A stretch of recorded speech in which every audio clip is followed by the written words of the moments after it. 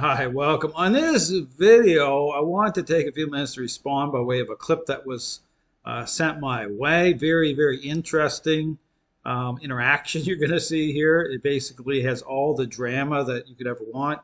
Very much kind of like the Dog Daddy, kind of all wrapped into this. You get the foam striking pad, got it all. But I want to approach this from the perspective of, okay, how this all triggered off.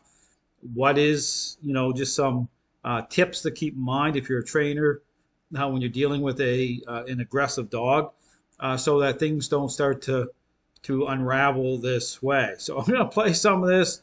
You'll see the guy's got the GoPro on his strap to his head or whatever, but you have everything. So let's play some of this clip here.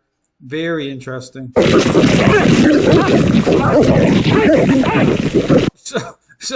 So it shows the kind of the big moment here, but it's going to show leading up to this.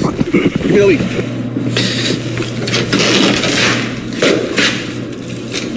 So right away, okay, here's the guy in the background here. I assume this is trainer number 2, holding this foam striking object. Okay, it's like a foam bat. And this trainer has a GoPro, I guess, strapped on his chest, so you get first-person perspective here. I don't know if we need first-person perspective. Okay, this is all clearly this must all be about generating views and likes on YouTube. And but here's the thing. Okay, so you're taking a dog out of the crate here. Understand that this is about clarity. Okay, one of the big themes I talk about when you're dealing with an aggressive dog is that I talk about the language of the method. Okay, language of the method meaning about being intentional. Okay, with how you're interacting, influence and control. Okay, being part of the interactions, but in a way in which the dog comes into agreement with. I encourage you to watch my videos as to seeing how I'm interacting with dogs. And so this is the thing about once a dog has gained control in the relationship with their owner. Okay, how everything can just unravel. And so you have this type of, emotional type of connection typically is what's at the kind of the root cause. Based again, dogs as social animals.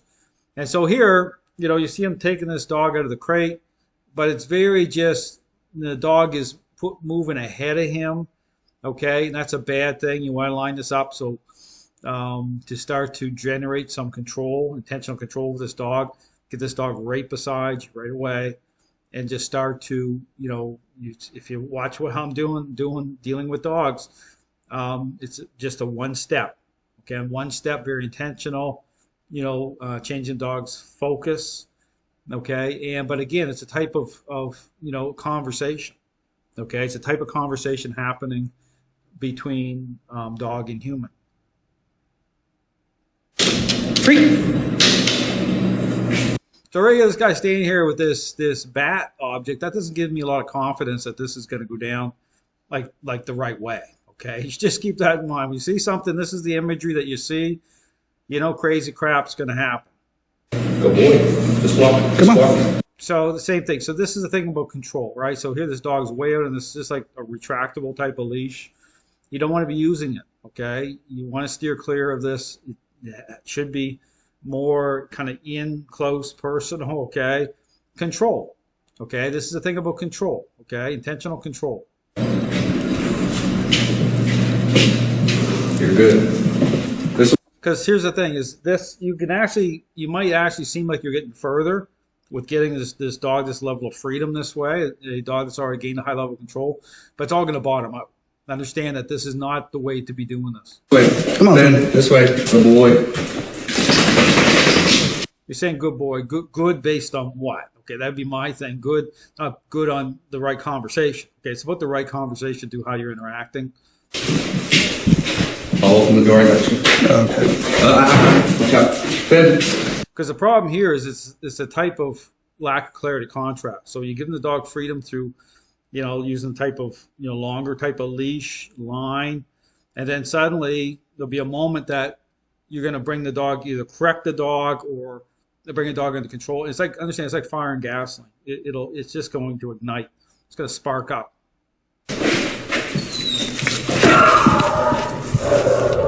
And then if you have other dogs, okay, in the area, you know, that will increase it. But look at this crazy foam object here. I mean, this is crazy.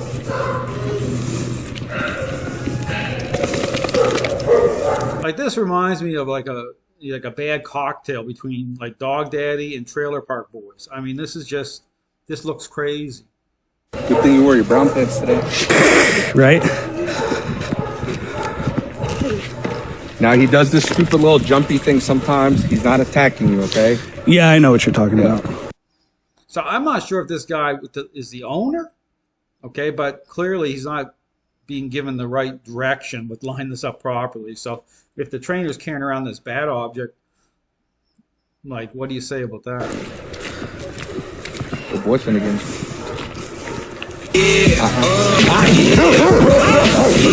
Wait a minute. So here it just triggers off. Here's the foam object, and he says after about striking this dog with, trying to strike the dog with it. This is crazy. Like this is like first person perspective of a trigger off crazy moment here. You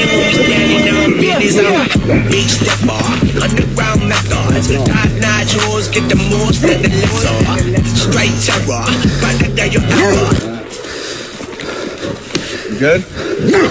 Yeah, he got me. He skimmed me. So he got bit. I guess he's holding it. He's holding it, one of these bad objects too.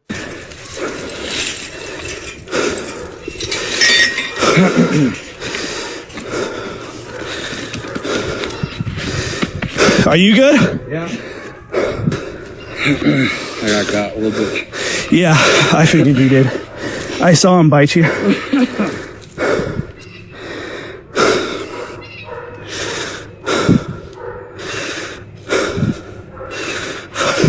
You need anything? Just stay there. So now, this is the thing that sucks. Jesus, dude. I know. It's the thing that fucking sucks. Is yeah, that just happened, but we can't let it we can't end it that way. This didn't work. No, it made it worse.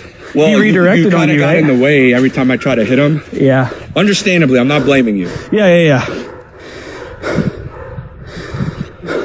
Every time I try to hit the dog with the sponge bat.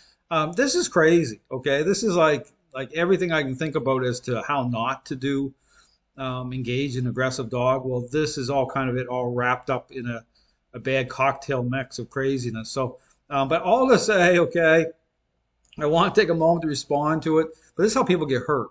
And this is where, you know, people are put in bad positions because understand when a dog bites somebody, you know, it can take hope away from the situation, even if the dog never bit anyone before. It involves the trainer, because then the owner's like, you know what, I can't trust this dog, and that's a sad reality. And so my encouragement is, you know, is to consider again some of the themes I talk about. Dealing with an aggressive dog, clarity. This has nothing to do with that. The right conversation by way of how you're interacting with the dog. Influence and control being part of a intentional interaction-based method, and to avoid this type of situation, because understand when dogs have gained a high level of control, it's like fire and gasoline. Okay, you start giving them a certain level of freedom, and that's fulfillment. Okay, that's going to generate this type of a aggressive moment with dogs, because and then they get a little bit more desperate anyway, because you start to bring control in there and it's not aligned the right way. You know, dog is going to get more desperate. It's going to trigger everything off. So you have to be intentional. Muzzle, very intentional. Again, the right conversation by way of a interaction-based method. So again, you look at something like this. Obviously, this is probably just to generate views. You know, people love drama. Well, I guess this is definitely drama. Thanks for watching.